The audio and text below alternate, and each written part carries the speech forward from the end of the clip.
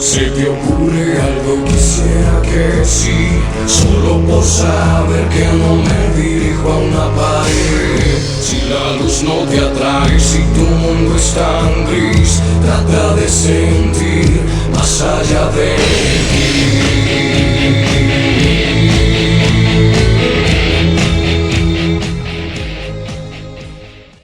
Resulta que las bandas de metal de Medellín de mediados de los 80s, entre las cuales se encuentran unos grandes pioneros como Parabellum, como Reencarnación y otras como Astaroth y bandas ya de menos calibre, pero igualmente pues de la época. Ahí podemos meter a Frankie ha muerto, ¿no? Pero es que Frankie no era una banda de metal como tal, o por lo menos yo no la tenés ahí. No la tengo referenciada como ahí. Metal, sí. Y la ciudad a mediados de los 80 era un hervidero en los barrios de una cantidad de problemas que íbamos a padecer y seguimos padeciendo en las décadas por venir.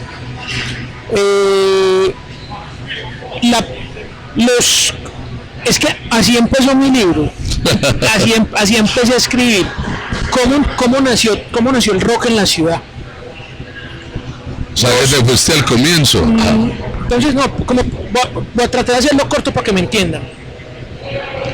La violencia política de los 50 hizo que la ciudad tuviera un éxodo campesino.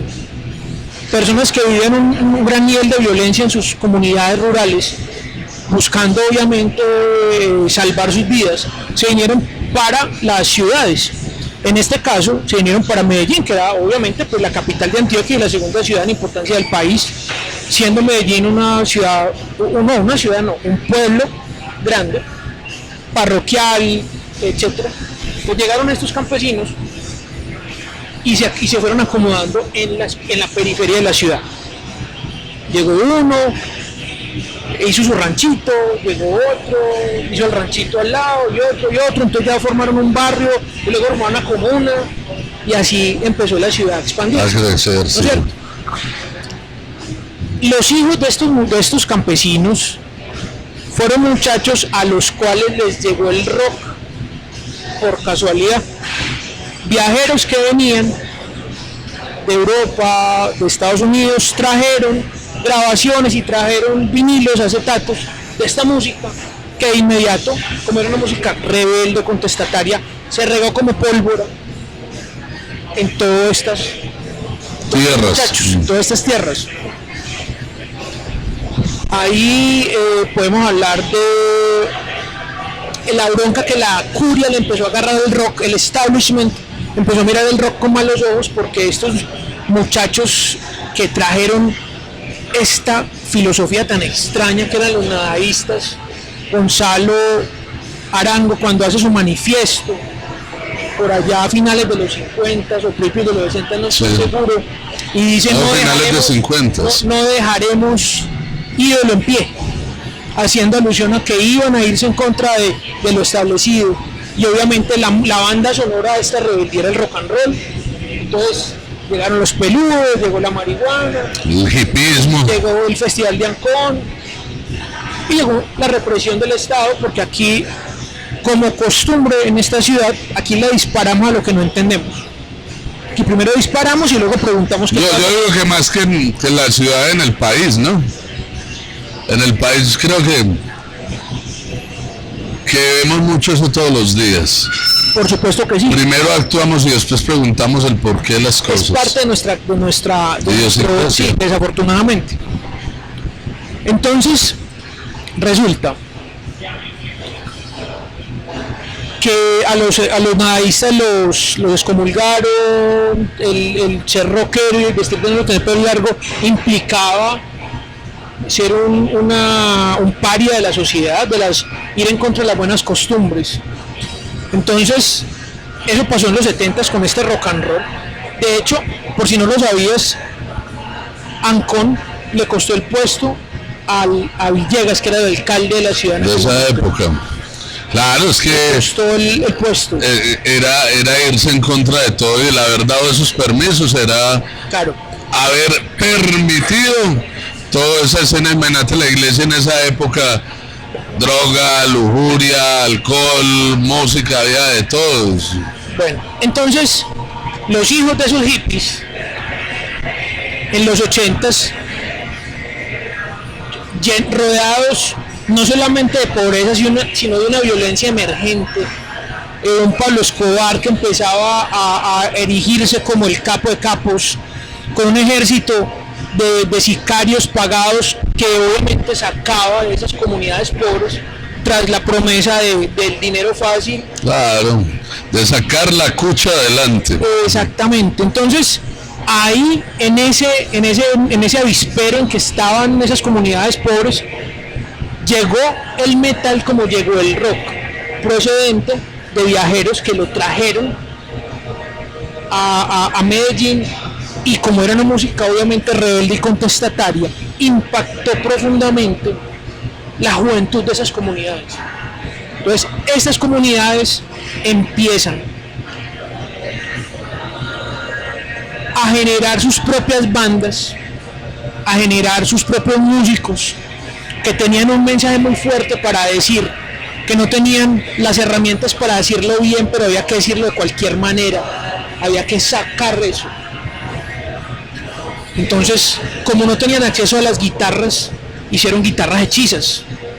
Como no tenían acceso a las baterías las hacían, y de hecho la primera batería que tuvo Tenebrorum, no la de Will Metal, sino cuando grabamos nuestro demo, la primera batería que tuvo Daniel Builo, nuestro primer baterista, o el primero con el que grabamos oficialmente algo, era una batería cuyos bombos eran un barril metálico partido en dos.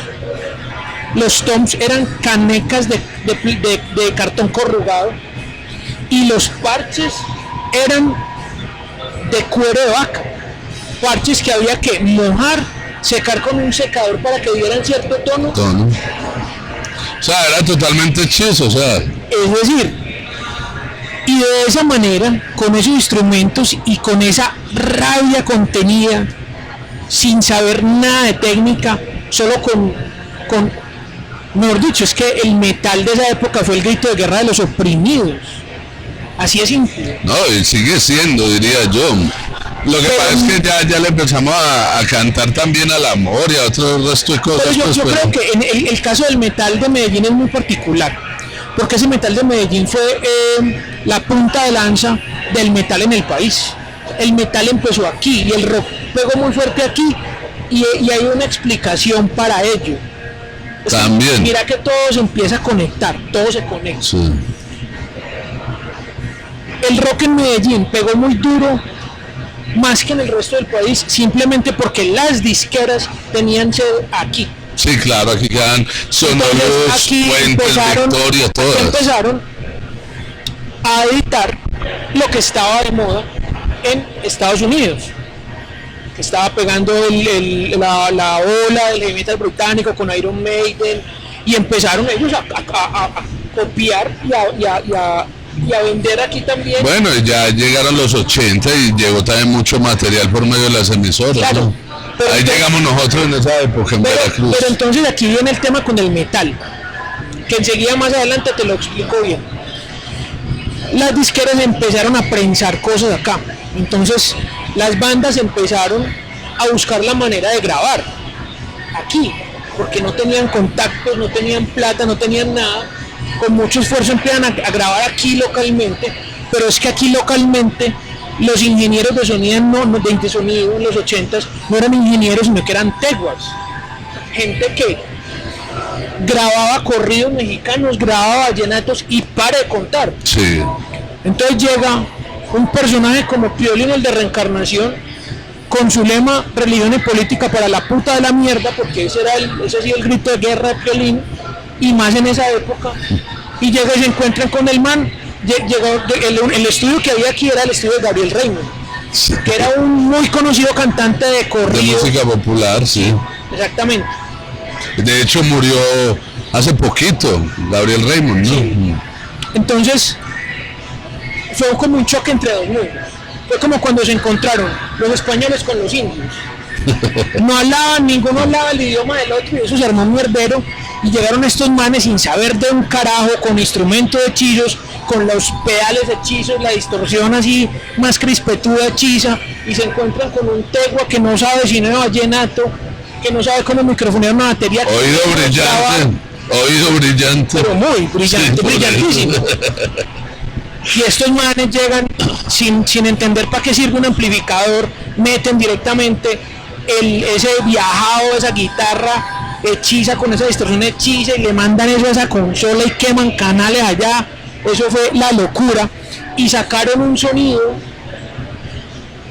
muy particular. Ese sonido es irrepetible y se dio por dos razones.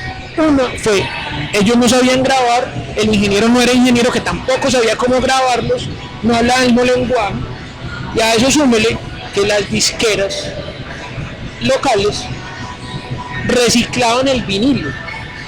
Entonces ellos sacaban 10.000 copias de Diomedes Díaz y vendían 8.000 y les quedaban 2.000. Entonces esas 2.000 las echaban a la paila con papelitos y todo. Entonces eso hacía que el vinilo fuera quebradizo. Si vos escuchás un disco como el primero de Kraken en su primera edición, te vas a dar cuenta que no se oyen los bajos. No se oyen los bajos, no porque no hubiera bajo. No se oyen los bajos simplemente porque la aguja, el surco de la aguja no es profundo. No alcanza a llegar. No alcanza a captar los bajos. Entonces hasta eso hace que el sonido nuestro sea particular e irrepetible. Una serie de situaciones que convergen, que hacen que ese momento histórico sea crucial para el metal local. Ese sonido feo para los estándares actuales. Sí. Ahora que ya conocemos algo diferente. No, pero mira esto, ese sonido crudo, ese sonido disruptivo, ese sonido agresivo. Resulta que en Europa estaban intentando sacar un sonido con esas características, pero en Europa se dio otro fenómeno. Se dio un fenómeno que se llama el lo-fi. Las bandas de metal noruegas querían sonar distinto al mainstream. Ya el sonido de bandas como Metallica, como Slayer, ya era muy casposo porque eso era lo de todos. Ellos querían tener una identidad, un sonido propio y empezaron a buscar este sonido lo-fi. ¿Cómo lo hacían? Se iban por un almacén de discos, de música. ¿Cuál es el amplificador? ¿Qué amplificadores tiene? Tenemos este Marshall, tenemos este no sé qué, ¿Y cuál es el más podrido que tiene? Ese de ahí es chiquitico, ese es el que me sirve. Y todo lo grabaron con esos amplificadores. O sea, lo moderno con amplificadores o digamos indumentaria vieja, antigua. No vieja, ellos querían salirse de ese molde del mainstream. ¿Por qué? Porque Noruega era un país europeo con una alta calidad de vida y estos manes eran pelados que no tenían problemas, entonces se querían buscar problemas donde no los había.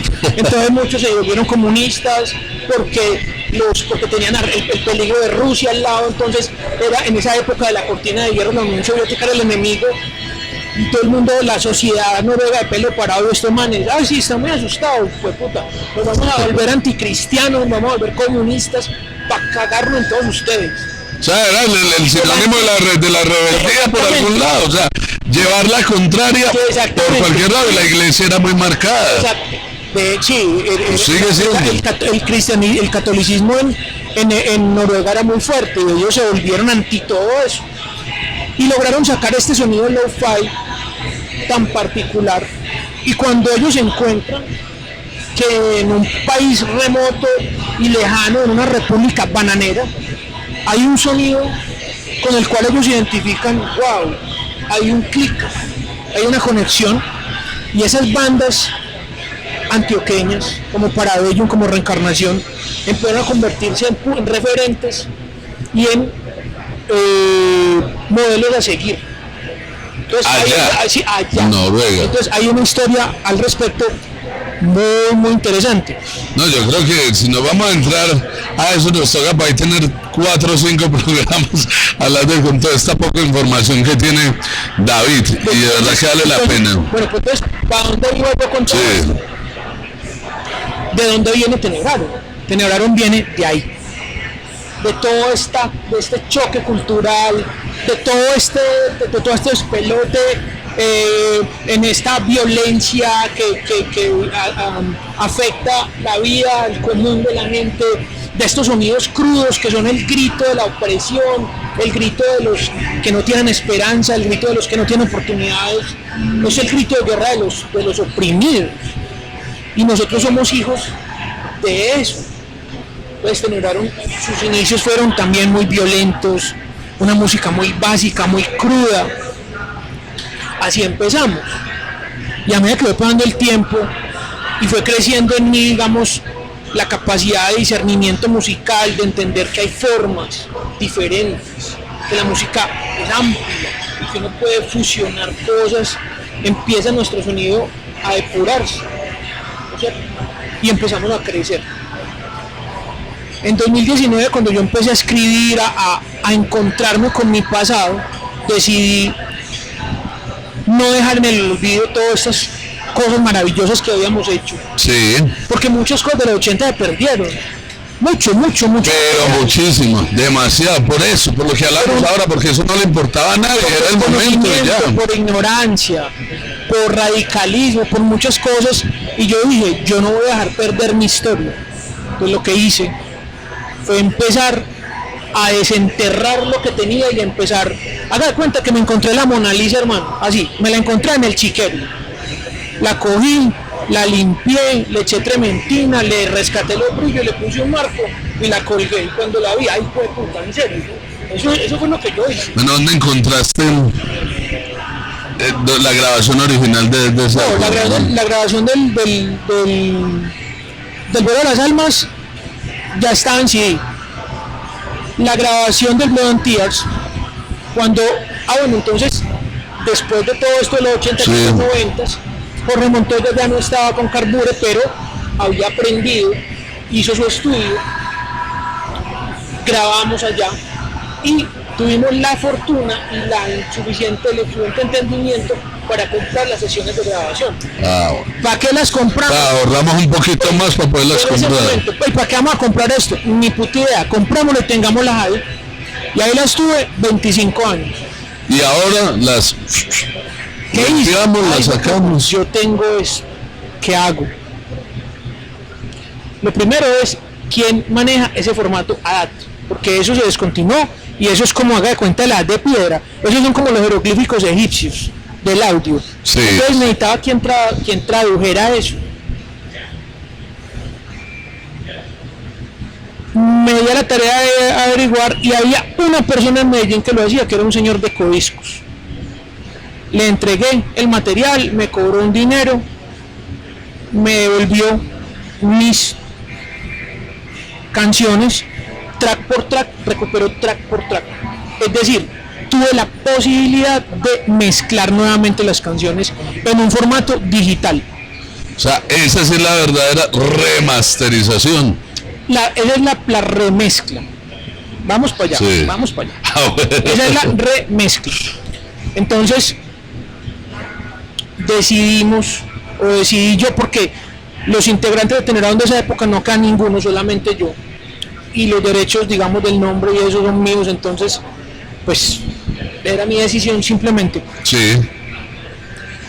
Decidí mezclar esto y fue hermoso haberme encontrado nuevamente conmigo, con lo que había hecho, porque cuando vos oís eso, cuando vos oís la guitarra que vos grabaste hace 25 años sin saber tocar guitarra, y vos oís sin la banda, solo el track de guitarra que grabaste, escuchabas, vos decís, o sea, al borde de la lágrima, pues, o sea, qué cosa tan bonita, o sea, ese es mi legado. Sí, ese es mi trabajo, lo que yo he hecho. A mí me pasa es cuando uno escucha sus grabaciones de hace 30 años y uno mira hasta la voz diferente, lo que uno hacía totalmente diferente.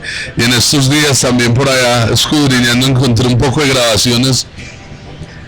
Bueno, después hablaremos de eso, pero lo mueve a uno, la verdad es que lo mueve. Entonces, poder traer a la vida, haga de cuenta que usted encontró un mamut congelado y pucha, puede estudiar el mamut, qué comía, le abre la barriga, ahí tiene todavía los pepitas que comió hace 10.000 años, ahí las tiene todavía en digerir. O sea, es encontrar una cosa arqueológica. Yo hice arqueología metalera.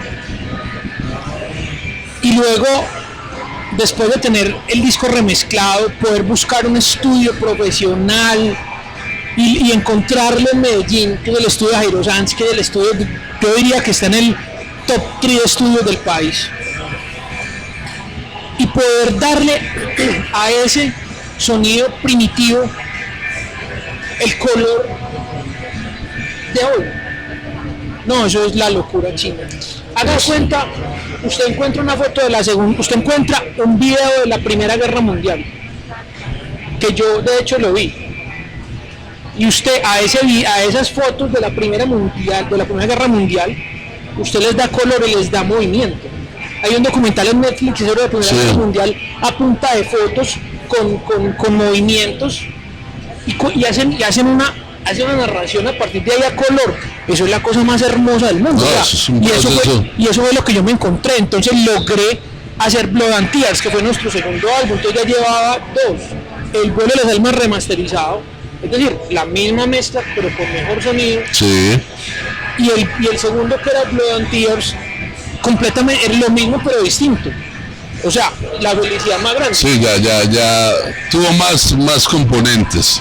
Y luego tuve la fortuna de que cuando yo le mandé al señor a que me hiciera ese transfer, ese formato análogo al formato digital, que era el que yo necesitaba, el man me dijo: señor, aquí no hay un disco, aquí hay 2. Y un disco tiene 13 canciones y el otro tiene como 10. Yo, pero es que el Plantear tiene 12 canciones, ¿cómo así? Señor, aquí hay 2 discos. No, que no, que sí, que no, que sí, que no. Eso quedó así. El man me entregó mis tracks y me puse a escuchar cuando, oh sorpresa, no habíamos grabado con Plantear 12 sino 13 canciones. O sea que tenías el bonus track. 25 años sin oír eso. No, pero la sorpresa más bonita fue la siguiente. Cuando miro yo la carpeta que él me explicó cuál era, la abro, tenía todo el Divine War, que fue el álbum siguiente. Sí. De pe a pa. O sea, que eso ya te lo hicieron en el estudio en esa época y te quedó ahí sin ni siquiera saberlo. Nosotros grabamos Levantearse en el 95 y en el 97 volvimos a Ensamble a grabar Divine War, que era nuestro cuarto álbum. Cuando fuimos allá, Jorge Montoya, ya pues que ya murió desafortunadamente, me dijo: hermano, usted tiene unos cassettes de ADAT, ¿quiere que les guarde las sesiones de grabación ahí? Y yo en ese momento, hágale. Y yo no me acordé, 25 años. No los tenías presentes. Cuando, oh sorpresa, y me dio la posibilidad de mezclar y remezclar y remasterizar nuestro álbum. O sea, toda la etapa original de Tenebraron, la primera etapa de Tenebraron, del 90 al 97, que es nuestra etapa inicial, los álbumes más representativos de esa época los pudimos remezclar y remasterizar. Qué belleza. O sea, yo no conozco ninguna banda de metal de los 90 en Colombia que haya hecho eso. No estoy diciendo que no haya. De más que sí hay. Pero yo la verdad no he visto. No, yo tampoco, la verdad. Bueno, con David tenemos horas y horas para hablar de muchas cosas. Como siempre, extiendo la invitación para un segundo programa más adelante porque hay que seguir hablando de la historia. Vamos a concluir hoy con 2 cositas puntuales. Ya sabemos que tenemos los trabajos originales remasterizados. Si yo lo quiero comprar, ¿dónde lo puedo adquirir? Muy sencillo. Usted nos puede escribir a Facebook, a Instagram o a YouTube, encontrándonos en esas redes como Tenebrarum Oficial. Tenebrarum Oficial. Ahí con mucho gusto atendemos sus inquietudes, tenemos muy buen merchandising, estamos montando videos 3 veces a la semana, estamos montando mucho material de interés para nuestros fans, cosas inéditas, rarezas, mini documentales que estamos haciendo con todo el trabajo que hemos hecho a lo largo de estos 30 años. Es muy interesante, se pueden suscribir, activen esa campanita de notificaciones en YouTube, nos pueden seguir en Instagram, nos pueden seguir en Facebook, nos encuentran, como les digo, como Tenebrarum Oficial. Bueno, me parece que no nos podemos despedir sin antes hablar de ese nuevo Tenebrarum. O sea, yo sí quiero que nos hables un poco, porque el tiempo que tenemos ya se nos ha alargado para poder sacarlo todo, pero yo sí quiero, la monedita. sí, pero yo sí quiero saber, hermano, cuándo toma usted la decisión de decir, no más guitarras, vamos a darle duro al violín, porque es que de eso sí hay que hablarlo, porque yo creería que en Colombia, casi que en el mundo, pues, hablando de metal como metal, es algo experimental, lo que siempre ha hecho Tenebrarum, buscar sonidos, buscar experiencias con la música, buscar una cantidad de cosas, por cuando llegamos a ese punto, viejo, porque la verdad es que es algo que hay que contarle a la gente, hermano. Nosotros hicimos una gira en 2015 y fue una gira que fue un desastre para nosotros porque no dimos con las personas correctas, gente poco profesional, de pronto con buenas intenciones, pero de intenciones no vive el hombre. Sí, claro, y llegamos a Medellín, ya habían unas tensiones malucas y Juan Carlos Chengo Henao, nuestro guitarrista, a quien queremos mucho y a quien consideramos como un hermano, pues decidimos entre todos tomar la decisión de separar caminos. La intención en el momento fue hacer convocatoria nacional para conseguir guitarrista, pero desafortunadamente no, todo lo que pena, afortunadamente decidimos no hacerlo y decidimos darnos la pela de montar las canciones y armar la estructura de la banda sin guitarra. Era pero un salto de fe. Pero entonces esa parte como de sonido de guitarra, eso lo tenemos en un teclado, en una secuencia. No. Expliquémosle a la gente cómo viene la cosa, es que eso es lo que yo quiero. Vamos a hacer la explicación de Coquito. Sí. Aquí está el bajo y la batería. Es una casa de 3 pisos. En la mitad, del segundo piso, está la guitarra. Y en el primer piso está el violín y la voz y lo que sea. Y a la casa le quitamos el segundo piso. ¿Cómo hacer para que la estructura no se nos despelote? Estuvimos 4 años encerrados buscando la manera, buscando la forma de poder sustentar la banda sin necesidad de la guitarra. Nos exigió al máximo, requirió que fuéramos mejores intérpretes, requirió que fuéramos más unidos como banda, porque eso es una prueba de fuego, es una prueba muy grande.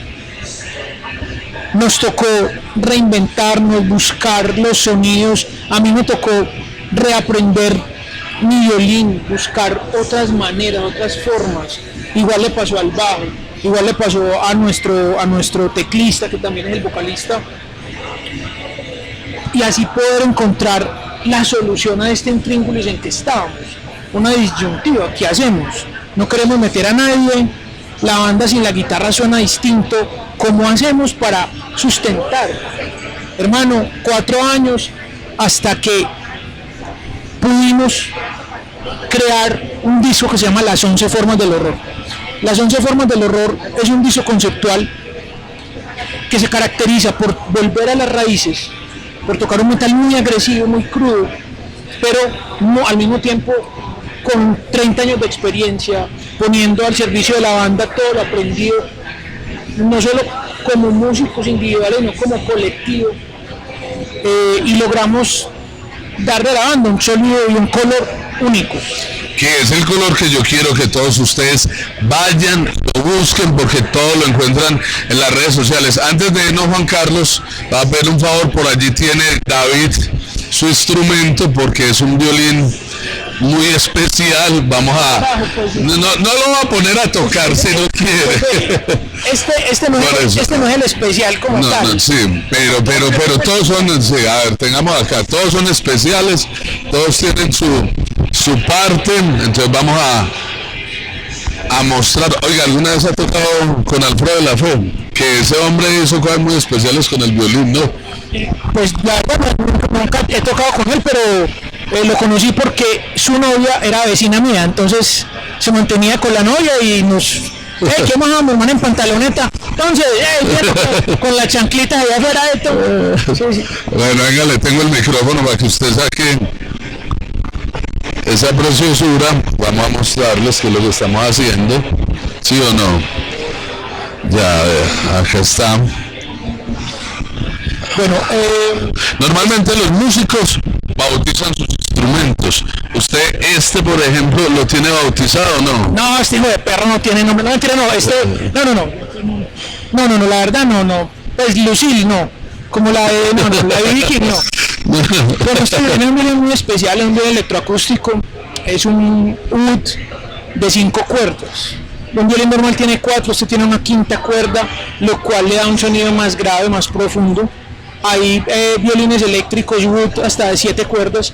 Yo tengo un violín eléctrico wood de 5 cuerdas también, y ese es el que me ha permitido darle la sonoridad Tenebrarum que yo... Lo has querido, sí. Sí, pero este es un electroacústico muy poderoso, para grabar es muy poderoso.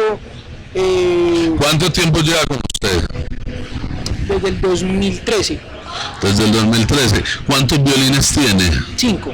5. ¿Y tiene su primer violín? Tengo la niña de mis ojos. La tiene y todavía la usa. Si yo le cuento a usted la historia de la niña de mis ojos, necesitamos otro programa. Bueno, vamos a hacer una cosa, vea. Ya que tenemos acá, porque es que yo aquí miro, Juan Carlos, venga, tómese, porque dísele al principio, estos palitos fueron los que nos empezaron a mover, ¿no? ¿Cómo se llama el palito? Es que hay que coger, exacto. ¿Cuál es el nombre de ese palito? Esto se llama arco. El arco. El arco. Este es un instrumento que funciona por fricción y es un instrumento muy particular. Resulta que, vamos a ver si la cámara alcanza a captar, no creo que la cámara alcance a captarlo, pero... venga Juan, hagámosle una toma cerca. Hágale, pues vamos a mirar acá, venga a ver Juan. Usted si mira bien, sí, se va a dar cuenta que el violín tiene un palito. Ve allá adentro un palito, mírenlo por el huequito. Ve un palito. Listo. Resulta que el violín funciona por fricción. Sí. Entonces, el arco, que generalmente es de madera, este es de fibra de carbono, que es pinchado, pero está picadito para eso. Sí. Y de hecho tiene, esto se llama ala de murciélago. Sí, que no es muy común. No. Entonces, el instrumento... Ah, sí. Entonces, el arco pega en la cuerda produce una vibración. Esa vibración llega al puente, sí, y el puente se la transmite a ese palito que hay allá debajo. Sí. Ese palito que hay allá debajo le transmite esa vibración a toda la caja sonora, la cual convierte esa vibración en ondas sonoras que salen por estos huequitos que se llaman Fs. El palito se llama alma y el violín es un instrumento que tiene alma, y sin el alma no suena. Ahí tenemos pues, ahí es esa belleza. Exactamente. Ese atico. Aprendí mucho, nuevas cosas se aprenden. David, mil gracias. Una vez más les reitero, vamos para un segundo programa, porque de todo lo que hablamos, no hablamos ni siquiera de la mitad de lo que queríamos hablar, pero me encantó y por eso lo dejé, que habláramos tanto de historia, porque yo creo que con nadie lo hemos hecho y es difícil hacerlo. Entonces le voy a dedicar un programa a Tenebrarum como tal, que venga David, hagámoslo con los integrantes y hablemos ya solo de Tenebrarum, porque es que aquí hablamos de historia, hablamos de música, hablamos de David, pero de Tenebrarum nada, entonces... No, y hay algo muy particular, y es que esta historia que te conté esto la gente no habla de esto. No, Porque, es decir, a los músicos tradicionales, a los músicos de conservatorio no les interesa el metal. Los músicos metaleros, pues de esa época hay muchos que ya no están vivos siquiera. Y digamos que de ese tema no ha hablado, han hablado de sociólogos, algunos poquitos o comunicadores sociales o antropólogos, pero nunca un músico ha hablado de metal y de la historia del metal. Entonces a nadie le había ocurrido preguntar esto. O sea, yo hice las preguntas correctas y logré conseguir una información que a mí me sorprendió muchísimo. pero porque sabías a la fija que era lo que necesitabas para lo que estabas escribiendo, entonces muy bacano eso. Sí, claro, entonces O sea, por eso eso lo no quise tener compartir, claro. por eso lo quise compartir. No, y nosotros encantados, la verdad es que porque nos toca editar y cuestiones de estas, pero les cuento que esa historia estuvo, por eso le digo, de una vez lo comprometemos.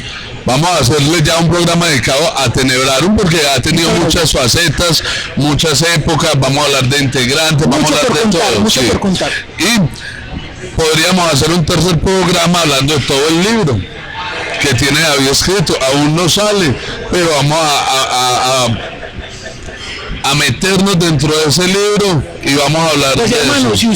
si quiere lo paso, usted lo lee para que sepa de qué trata y me pueda preguntar. No, me lo va a pasar. Para que usted me haga las preguntas correctas a mí. Yo se las voy a hacer. Listo, excelente. Listo. Y ahí me mete por los lados del prólogo, yo se lo hago. Listo. David, mi hermano, mil gracias por estar con nosotros. Muchas gracias. A Un usted último gracias por mensaje hablar. para toda la gente que nos está viendo. Invite nuevamente a que nos sigan en redes sociales. Apoyen el rock local. Es la primera recomendación. Segundo, apoyen a Tenebrarum. Nos encuentran en redes sociales como Tenebrarum Oficial. Así nos encuentran en Instagram, en Facebook y en YouTube. Tenebrarum Oficial. A todos ustedes los esperamos en 8 días en una nueva edición de Nuestros Titanes.